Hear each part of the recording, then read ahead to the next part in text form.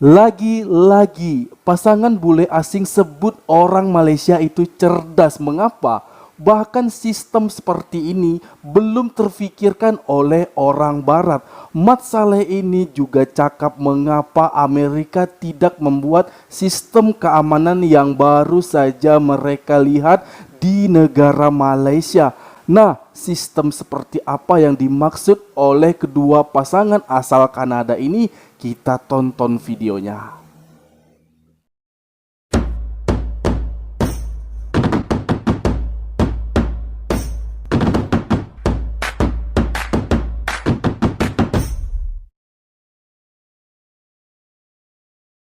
Assalamualaikum warahmatullahi wabarakatuh and welcome back to my YouTube channel. Halo guys, apa kabar Anda semua di sana? Tentunya aku sangat berharap semoga kita semua dalam keadaan baik-baik saja. Bukan hanya kita, bahkan seluruh keluarga kita dan semua orang yang kita sayangi beserta orang yang ada di sekitar kita, semoga semuanya juga dalam keadaan sehat dan kita diberikan kemudahan dalam rezekinya, dalam kita mencari nafkah sehari-hari, beraktivitas dimanapun kita berada. Amin. Dan hari ini aku akan membahas tentang pasangan asal Kanada yang sangat-sangat terkejut, pelik ketika dia menemukan sesuatu hal di Malaysia. Nah, hal apa ini?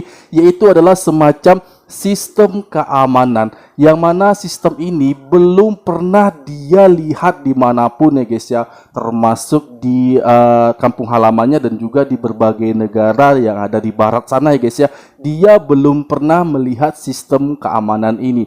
Awalnya dia bingung guys, namun lama-lama dia berpikir rupanya sistem ini betul-betul sangat efektif untuk dipergunakan bagi siapa saja karena tingkat keamanannya sangat-sangat tinggi ya. Nah, di sini dia mulai berpikir kenapa Amerika tidak meniru sistem ini, sistem yang telah ia temukan di Malaysia. Nah, sistem keamanan apa itu? Oke, sebelum kita mereaksi videonya, alangkah baiknya bagi kalian belum support, silahkan Anda subscribe terlebih dahulu dan aktifkan notifikasi bell agar tidak ketinggalan update video terbaru dari channel ini. Dan jom langsung saja kita mereaksi tanpa banyak basa-basi lagi. Ini videonya. Hi, welcome back to the channel. Today we're going to share with you some of the biggest differences we've noticed between living here in Kuala Lumpur versus back home in North America. As you can imagine, when you travel this far, we're like 5,000 to 6,000 miles from home. There's a lot of differences between one place and the next. And we're not just talking about language or driving on different sides of the street or having steering wheels on opposite sides of the car. I'm not talking about that kind of stuff. We're talking about things that we would never know unless we actually were living here and immersing ourselves in that day-to-day culture. We've got a handful of different things here that we're going to share with you today. I'm sure there are plenty more, but these are the ones that stood out to us the most. Okay, so before we dive in, please just take note of this one thing.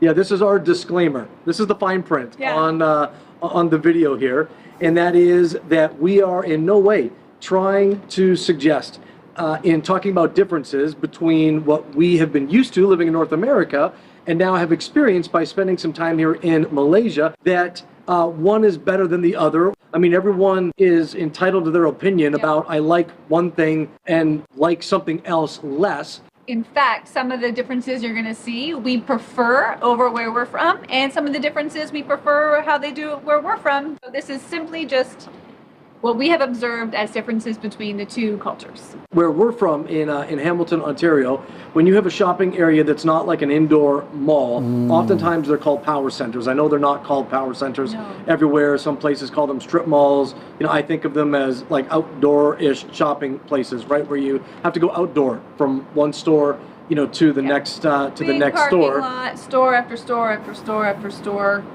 Sometimes the parking lot's so big you have to get in your car and drive from one store to the next. I don't know what that's called, but yeah, and those have grown, I think, in popularity in North America anyways over the past 15 or 20 years.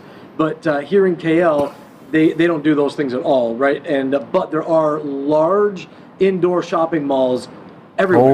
And when I say large, I mean like 5, 6, 7, 8 stories of stores and restaurants. Malls have tons of restaurants here. Yeah. And I think we've been told by a couple of our friends who are locals that has a lot to do with simply the climate, that it's like between 28 and 32 degrees here almost every single day. And so as you can imagine, when Oke, nanti people di go out, akhir kita bahas they ya, don't want to guys. stay out in the heat for too long. Sure. They want to get out of the heat when they're shopping, or out of the heat when they're going out to grab a bite to eat. And so indoor shopping malls, man, they are everywhere. Another big difference from being back in Canada to here is the culture of wearing masks. Now, we've been told that this predates the COVID-19 Masker. pandemic, so I can't speak to that. But everywhere we go, inside or outside, even though the mask mandates have been lifted here, people are wearing masks. There is a pedestrian walking street right outside of our condo, and it is not uncommon for us to be walking down that street, and it's got a lot of people on it, and the only people not wearing masks walking outside is our family. People wear masks everywhere. The only place right now, because of the pandemic, that it is required is on public transport. So of course we've worn them on the subway, and of course we're going to be respectful of that. But it was really amazing for us leaving Canada, coming here, seeing, even though there's no mandate, people wear them everywhere. But it was really, really surprising to be immersed in a culture where it's just, this is just how we live. We wear masks all the time, even though we don't have to. Before we came here, one of our friends told us, oh, you're going to be introduced to the world of WhatsApp. At home, I tried to stay away from it, to be honest, because WhatsApp. we had email and text and DMs and other apps meant to communicate with people, and I was like, not another one, I don't want Oke, another nanti one. kita bahas And lagi they were ini, like, guys, wait ya. until you use it, you're gonna love it, and they were right. Everywhere you go, businesses, people you meet, WhatsApp is the means of communication. It replaces texting, it replaces email. One of the things that I really learned to love about it is because it replaces email, but it's the form of a text, you can do away with all of the formalities that you would have if you're sending an email, all of the initial welcoming, greeting, you know, all the formalities and sign-offs and closures, and just, can I book an appointment at this date at this time? Yes, you can. It's super efficient, super quick. I absolutely have learned to love it. WhatsApp, regardless of your opinions about the ownership of that app, actually has proven to be really, really efficient and effective for us here while we've been over in Southeast Asia. I think one of the ideas, or one of the reasons why it is so popular is because, as we've noticed, we talked about cell phone packages, and cell phone packages include a lot of data, and they include a lot of phone calls, but they don't include text messages. Right.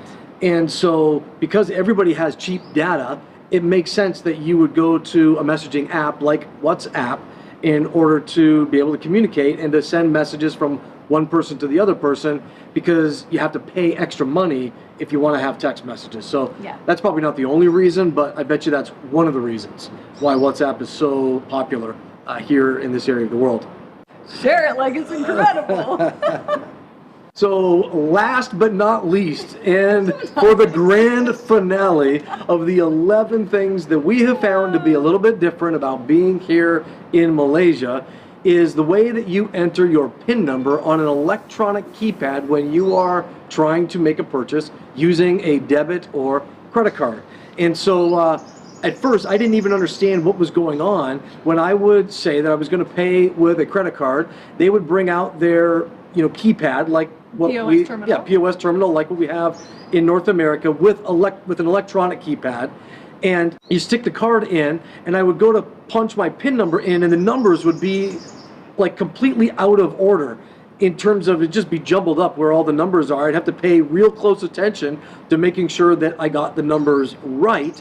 And after a couple of times, I asked somebody, why are the numbers jumbled up in this way? And they told me that it is to protect your PIN number, so that if somebody is watching guys, from kita a pause dulu. distance, they Kita can't pause di sini dan aku mohon izin kepada kalian karena aku ingin bertanya ya guys ya. Apakah benar yang dicakap atau yang dimaksud oleh Mat Saleh ini?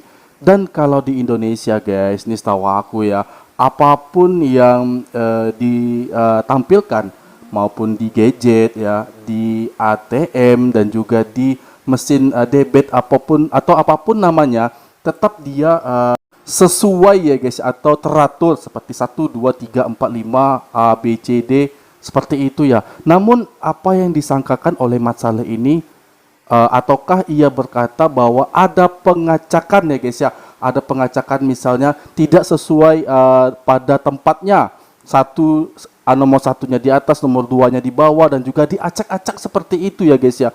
Mungkin yang dimaksud oleh Mat Saleh itu yang dikatakannya hal yang seperti itu. Jika kalian tahu silakan Anda komen aja guys ya. Aku sangat ingin tahu ini mengapa nomor itu memang betul-betul diacak. Atau memang sistem di sana memang mengharuskan seperti itu ya, pengacakan ya, diacak dari 1, 5 seperti itu ya. Intinya beracak-acak, tidak teratur ya. Mungkin fungsinya itu agar tidak terlacak bagi orang walaupun jarak jauh, tidak dapat terlihat jari-jarinya ya guys ya, cara menekan jarinya seperti itu ya. Pokoknya intinya seperti itu ya, mungkin seperti itu. Tapi kalau kalian tahu yang benarnya, yang tepatnya, silakan Anda komen aja di bawah, karena aku selalu menginginkan informasi yang tepat dari kalian semua.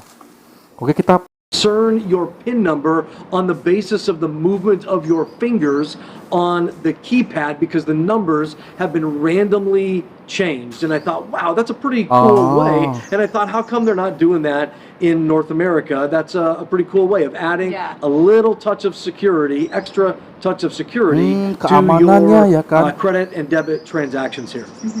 So good job, Malaysia. Yeah, very good. Actually, that reminds me, number 12. So one day, Ini when we betul-betul were berita just out baru and about bagi on aku public ya. transit, I noticed that there was someone's index finger that was like dyed a color, like a purplish, bluish color. I was like, that's interesting. And then the next day, I noticed somebody else had the first part of their index finger was dyed. And I said to him, have you noticed that some of the people here have like ink or dye or something on their finger? Like, I wonder what that is. And then later on that day, we went on the train and like the subway, and almost everyone we saw had it. So we looked it up. And whereas at home, if we were going to go to an election to cast our vote, we would show them our ID and our voter registration card, and we would cast our vote. One of the extra layers of security that they have here is they use this dye, and you have to dip your finger in this dye, and it takes like weeks to come off. You can't scrub it off. It dyes your fingertip for like a while. And one of the layers of security they have is they check your fingers before you vote, and if you already have that dye on your finger, then that means you already voted and you can't come back again and try to cheat the system. So it's like another layer of security they have. Everyone walks around for like weeks after with the tip of their finger dyed. Very interesting. It seems like a pretty basic and what I'm going to call analog solution to a problem. But I can't help but wonder if this strategy would have saved some. If other countries could benefit from such a simple yet effective strategy.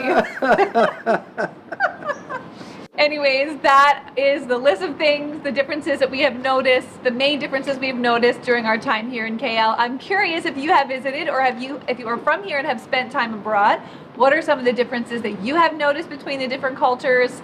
We would love to hear what we have overlooked and some of the things that stand out to you. Okay, you guys, thanks so much for watching this video, and we'll see you back here next time at I Am Loved.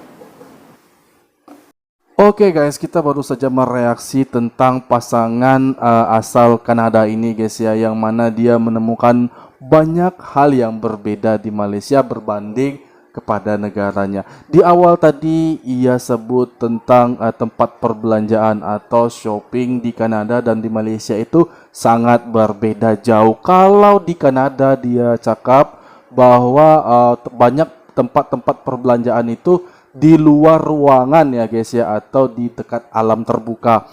Namun kalau di Malaysia itu lebih banyak kepada tempat-tempat ruangan tertutup ya, kalau memang betul itu adalah difaktorkan kalau menurut aku seperti cuaca ya guys ya, atau suhu, bahwa di Kanada itu kan suhunya berbeda-beda. Tapi kalau di Malaysia itu panas ya, sama juga dengan di Indonesia, makanya ada banyak pusat perbelanjaan di dalam ruangan, diberikan AC biar bisa berdingin-dingin ria ya guys ya. Dan berikutnya lagi adalah masker ya, kalau di Indonesia disebut namanya masker, kalau di Malaysia apa, silakan Anda komen aja di bawah ya guys ya. Namun fungsi masker ini memang betul-betul sangat menjaga kesehatan kita ya, terlebih-lebih dari lingkungan yang banyak sekali debunya dan juga virus-virus yang berterbangan ya guys ya. Masker itu sangat diperlukan. Walaupun tidak pada pandemik ya guys ya, walaupun pandemik sudah berlalu, namun masih banyak orang yang menggunakan masker. Di Malaysia dia sebut masih banyak orang yang menggunakan masker ya. tapi tidak di negaranya di Kanada. Bahkan dia sebut juga di Malaysia sebelum dan sesudah pandemik orang tetap juga menggunakan masker. Itu artinya tingkat kesehatan dan keselamatan di negara Malaysia itu lebih diutamakan ya guys ya. Kalau menurut aku itu kesimpulannya. Dan selanjutnya lagi adalah di ASEAN ya guys ya, terlebih-lebih di Malaysia itu lebih mengutamakan berkomunikasi dengan WhatsApp atau WA ya guys ya. Nah kalau di Kanada dia sebut jarang sekali orang menggunakan aplikasi itu, bahkan orang banyak menggunakan email ya guys ya. Nah kita sudah mengetahui bahwa belum lahirnya WhatsApp itu orang sudah memakai email ya dari zaman dulu ya guys ya. Mungkin di Kanada itu tradisi dalam orang beratus-ratus menggunakan email untuk berkomunikasi hingga saat ini ya. Bahkan bertumbuhan aplikasi-aplikasi baru untuk mendukung informasi seperti WhatsApp, Line, WeChat dan lain-lain sebagainya guys ya.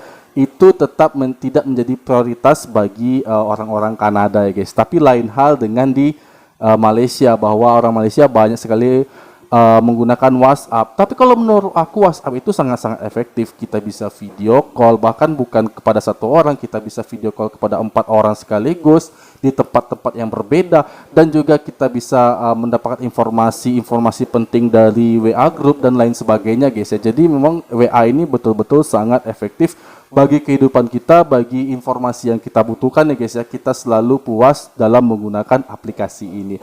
Oke, berikutnya lagi adalah kenapa di Amerika tidak melakukan hal yang sama dengan di Malaysia, yaitu pengacakan nomor ya guys ya. Nah di Indonesia juga seperti itu ya. Kalau di ponsel sama ya, tetap beratur. Di ATM, mesin ATM juga beraturan nomor-nomornya. Juga di mesin debit, kredit ya guys ya, apapun itu tetap beratur ya, 1, 2, 3, 4, 5, 6 dan lain sebagainya ya. Nah tadi Mas Saleh ini cakap tempatnya tidak beratur, mungkin 1 di bawah, 5 di atas, seperti itu ya, diacak-acak ya.